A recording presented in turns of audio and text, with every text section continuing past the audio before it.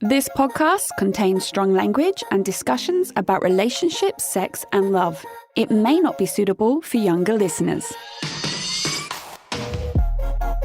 This is the Sex in Singapore City podcast, and I am Nick Selena. Hello, it's me. Hi, gang, it's Nick Selena. Happy Monday evening.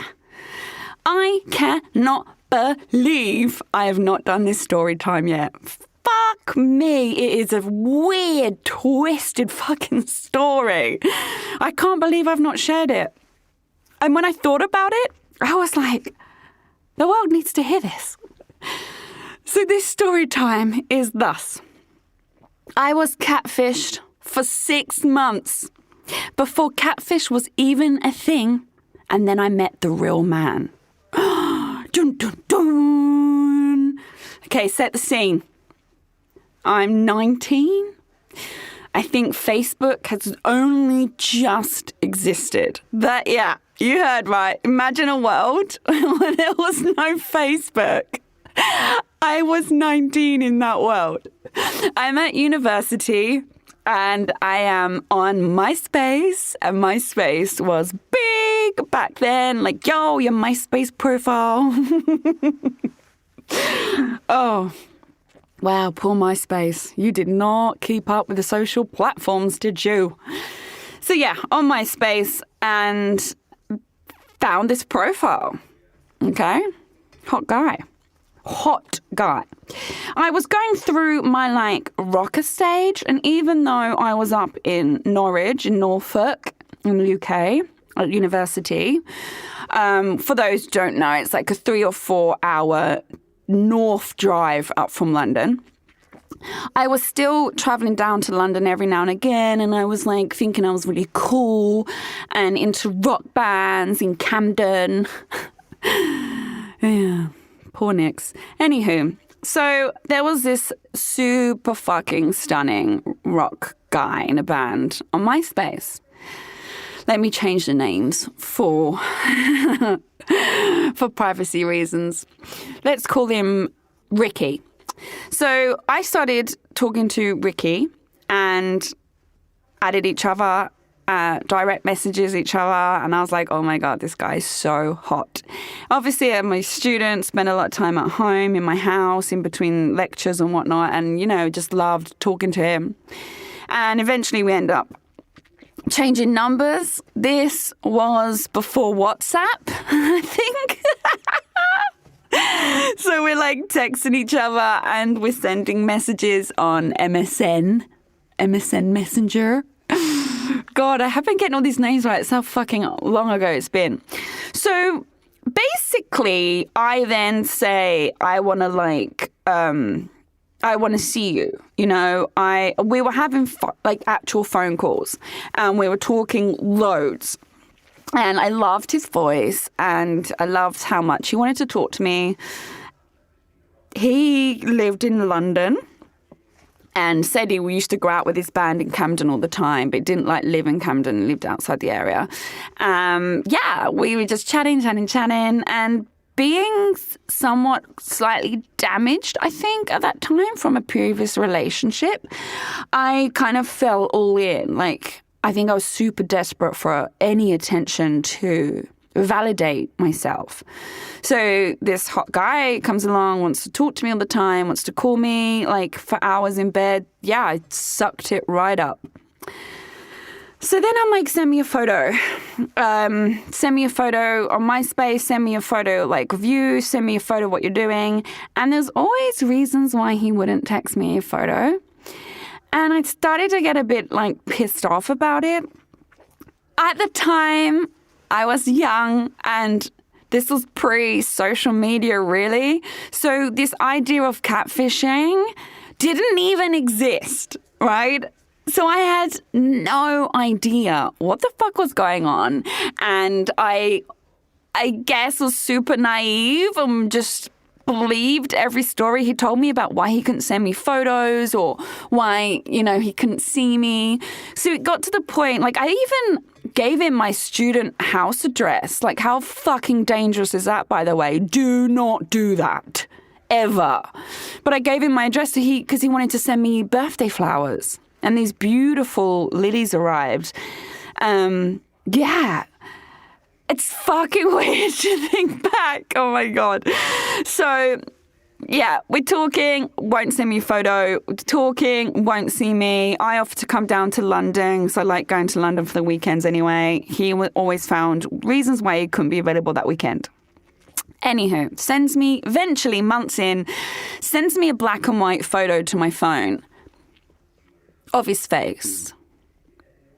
Not the same guy. Not the same guy. And I remember looking at the photo, trying my best to make, I guess, excuses in my head. Like, well, he's made it black and white. This was obviously before Photoshop and shit as well. So all you can do is put like a black and white filter on it.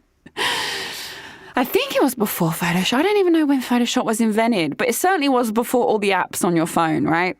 So it was just black and white. You could tell it wasn't him. I'm like, that's not the same person. He's adamant it is. And he said, look, I just cut my hair. Because the Ricky guy had really long rocker hair, right? You know, like imagine Motley Crue style. And this guy had really short hair. I still bought it. I still bought the story that he sold me. Even though I literally had evidence in front of me when he finally sent a photo that it's not the same fucking guy. But then I was thinking, oh, well, his MySpace ones are like model shots of the band. Perhaps, you know, this is what he looks like in real life. And I still went on with it.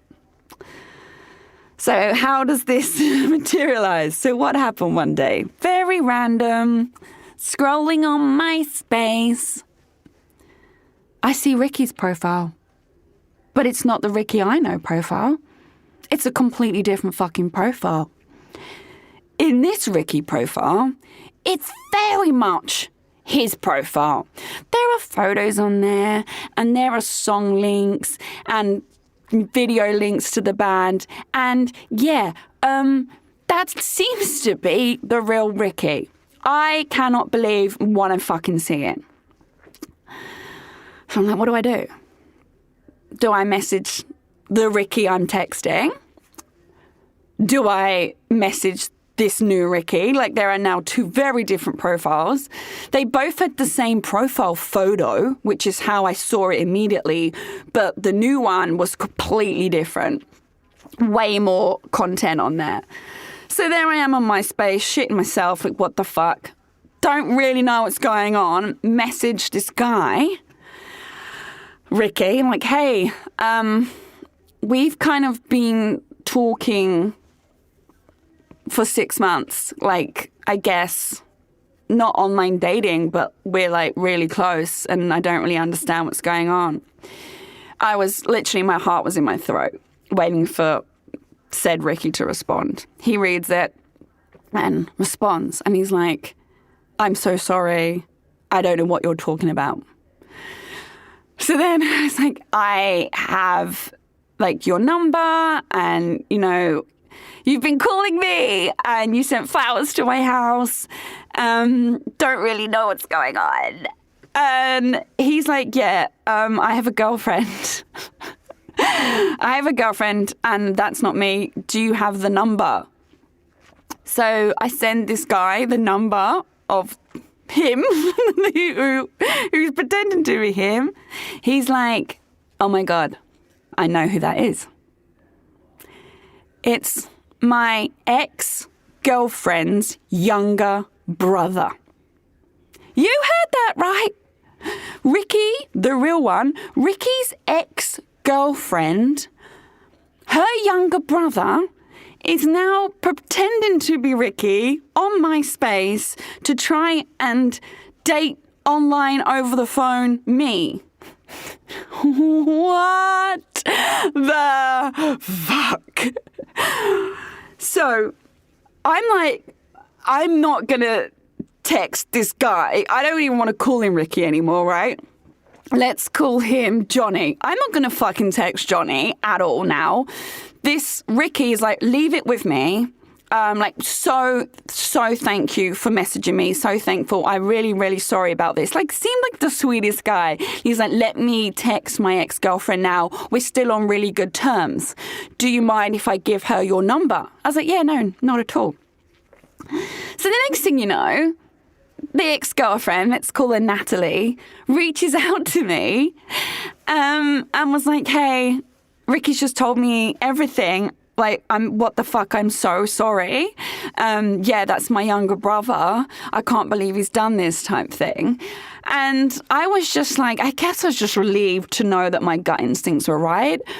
And I was like, I didn't even have much hatred for Johnny for scamming me. I just didn't.